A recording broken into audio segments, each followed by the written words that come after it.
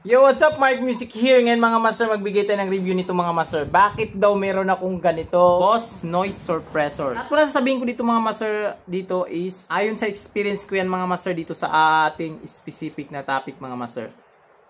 Let's go! Marami pa rin ang nahihiwagaan dito sa pedal na to mga master. Yung ating NS2 or Noise Suppressor. Yan. Doon nababasa ko sa comment mga master, nawawala daw yung sustain. Pangalawa, hinihinaan daw yung gain. Pangatlo, binabawasan daw yung volume. Yan. So, ito yung sagot ko diyan mga master. Totoo naman yung sinabi nila mga master. Yon, totoo.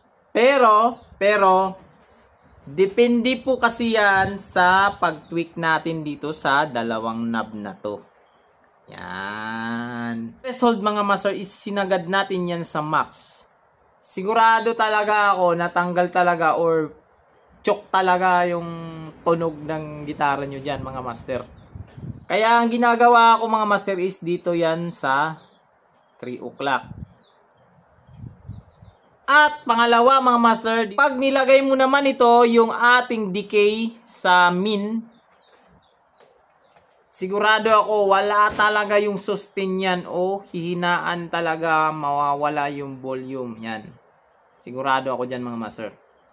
Pero ito mga master ang maganda sa noise suppressor mga master. Makuha mo lang yung tamang timpla niyan. Sa akin kasi mga master is ganito yung setup mga master ng aking NS2. Yan, ganyan yung setup. At naka-reduction siya. Yan, dalawang mode yung ating NS2 mga master. Pwede siyang mute. Na pag inapakan mo to is mag-mute lahat. Yan, pag something na may grounded sa mga cable. So, inapakan ko lang to, nag-mute. At bypass na yung kanyang reduction.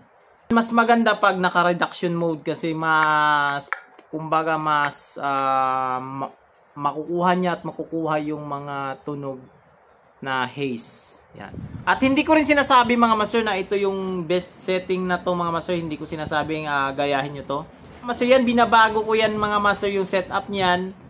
Nagdedepende po yan sa amps na sinasaksakan ko. Pag may amps kasi na mag-gain, masyadong mahis, maingay.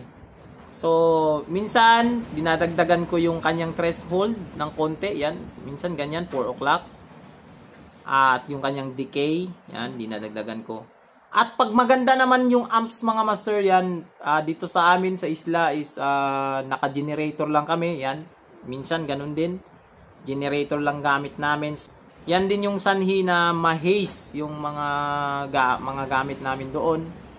Nasa syudad naman ako mga master. Yan, ganito yung settings ko. Maganda na kasi stable na yung ng kuryente, bitaw. Wala naman siyang gagawin sa pedal nyo. Ang gagawin niya lang talaga is tanggalin lang yung mga haze. Yan. Maraming nagsasabi sa cable daw yun, sa patch cable. So yung patch cable ko po mga master is yan mga master, sa Boss din yan mga master. Ito po yung mga patch cable ko mga master, yan. So, tinesting ko na rin to, tinester ko na mga master. So, wala naman ditong ground. Hindi ko na kailangan mag-shielding mga master. Kasi meron na tayong NS2 mga master. At sabi nila sa power supply daw, yung tunog na haze, kailangan daw isolated. So, naka-isolated naman tayo mga master. Comment ko lang doon mga master, yun sa mga nagko-comment ng mga master, baka hindi pa nila na-try yung pedal na to. Ang iba siguro nakatry pero siguro hindi nila na-tweak ng maayos yung mga knobs. Kaya medyo choke yung tunog, natatanggal yung sustain. Bakit si Iggy Malmsteen meron siyang ganito? Here we have this compressor pedals. If all just want to do a Yan. little blues. Bakit meron siyang ganito sa pedal board niya? Kung nakakatanggal siya ng sustain, ikita mo naman kung gaano kabilis. Bakit yung gitarista ni Marilyn Manson meron din ganito? As a noise suppressor, all it does is just knock out noise. International guitarist, merong mga ganito mga master. Hindi lang yan sila mga master. Isa lang yan sa mga minention ko mga master dito mga master. Pero hindi lang yan sila ang gumagamit nito mga master. At hindi lang sa international mga master yung mga gumagamit nito na kilala nating mga gitarista mga master. Pati dito sa atin mga master sa Pilipinas mga master is meron mga master. Tignan mo yung pedalboard ni Sir Miko. Yan. Sa kanyang bagong update. Yan. So ito ang tanong, bakit kaya meron silang ganun? This is Mark Music. God bless you all. Peace out!